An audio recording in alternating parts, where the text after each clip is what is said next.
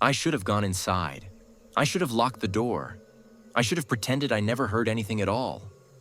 The elders always said the forest listens. Not like a person listens, but the way the earth listens. Quiet, patient, and never forgetting. As a child, I laughed whenever they said it. To me, the forest was just trees. Tall, ancient trees, yes, but still only trees. They stood there long before we arrived and would stand there long after we were gone. That didn't mean they were watching, or so I thought. Our village sat at the very edge of that forest, where the paved road cracked into dirt and the power lines thinned like they were afraid to go any farther. During the day, everything felt normal. Women sold vegetables by the roadside.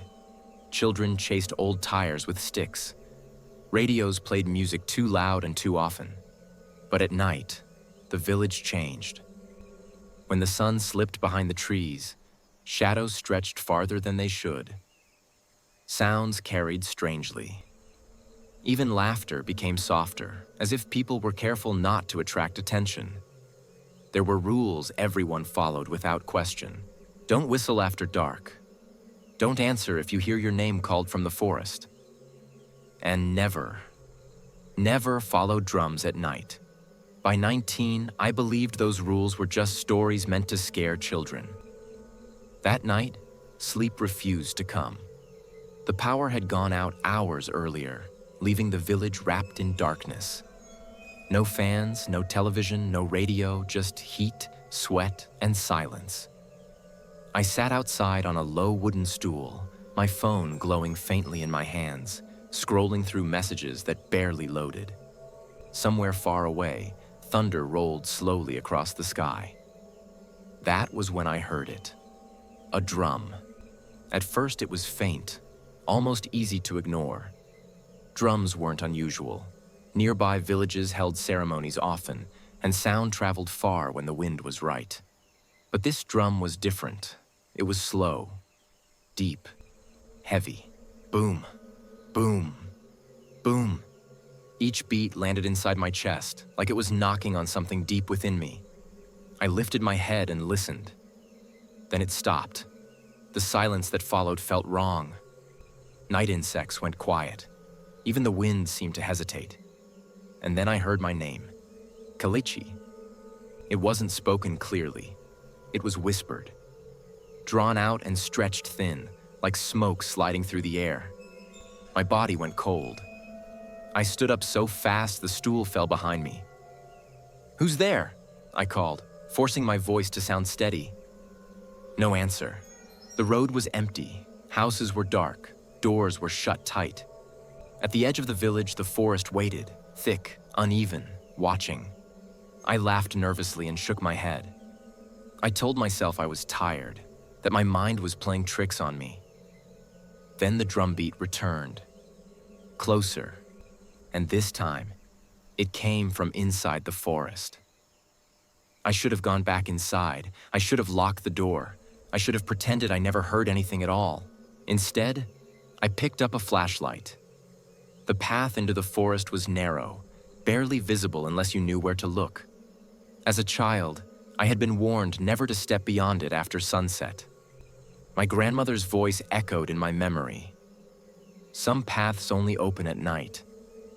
And once they open, they don't always let you come back. I crossed the line anyway. The moment my foot touched the forest floor, the air changed. It became cooler, heavier, damp with the smell of earth and old leaves. The beam of my flashlight cut through the darkness, but it felt weak, like the forest was swallowing the light. The drumbeat guided me deeper. With every step, it grew louder, clearer. It matched my heartbeat until I couldn't tell which one I was following. That's when I felt it. I wasn't alone. Branches creaked nearby. Leaves rustled just beyond the reach of my light. Something moved, always staying just out of sight. Then the trees opened. Moonlight poured down into a wide clearing, pale and unnatural. In the center sat a single drum. It was carved from dark wood, older than anything I had ever seen. Strange symbols covered its surface, etched deep and glowing faintly, as if lit from within. No one stood near it, yet the drum was still beating. Boom, boom, boom. My flashlight flickered. That's when I noticed the footprints. They circled the drum in a wide ring. Bare feet pressed deep into the soil, too deep, deeper than any human foot should sink. My throat tightened. "Hello?" I whispered. The drum stopped. The silence pressed in from every direction. Then a voice spoke. "You heard the call. It didn't come from one place. It came from everywhere at once." I turned slowly, my heart racing. Shadows stretched between the trees, pulling themselves into shapes that looked almost human. Almost. "Who are you?" I asked. A name was taken. A rhythm was broken. The forest remembers. The drum began to glow brighter. The symbols shifted, rearranging themselves, and suddenly my mind filled with memories that were not my own. I saw a man running through the forest, fear driving him forward. I saw blood on his hands. I saw him standing in the same clearing, begging for his life. My grandfather, younger than I had ever known him. "Please," he whispered. "I just want to live." The forest listened. A deal was made. He would escape, but the rhythm would be broken, and the debt would pass down the bloodline. To me, take your place. The shadows stepped closer, forming a circle around the drum. They had no faces, only eyes, ancient, dim, and patient. I understood then. The drum wasn't calling me to listen. It was calling me to play. My hands moved without my permission, resting on the drum's surface. It was warm, almost alive. I struck it once. The sound rolled through the forest like thunder. The shadows leaned in. I played again and again. The rhythm poured out of me, old, heavy, powerful. Each beat sent vibrations through the ground, through the trees, through my bones. The forest responded. Branches straightened, leaves rustled in harmony. The air itself seemed to breathe. Time lost meaning. Sweat soaked my clothes. My arms burned. But I couldn't stop. The rhythm demanded everything. With every beat, I felt something lifting. Pressure releasing, balance returning. Finally, the voices spoke again. The debt is paid, but the rhythm remains. I struck the drum one last time. It cracked down the middle, splitting cleanly in two. The glow faded.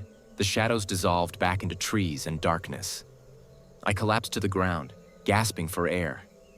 Then I ran. I didn't stop running until village lights appeared ahead of me. The power was back. Doors were open. Life continued, unaware of how close it had come to losing its balance. No one believed my story. My grandmother listened quietly.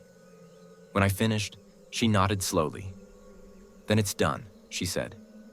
"For now." Years have passed since that night. Sometimes, when the village is quiet, I still hear the drums. Distant, slow, patient. They don't call my name anymore. They're just waiting. Because the forest always listens.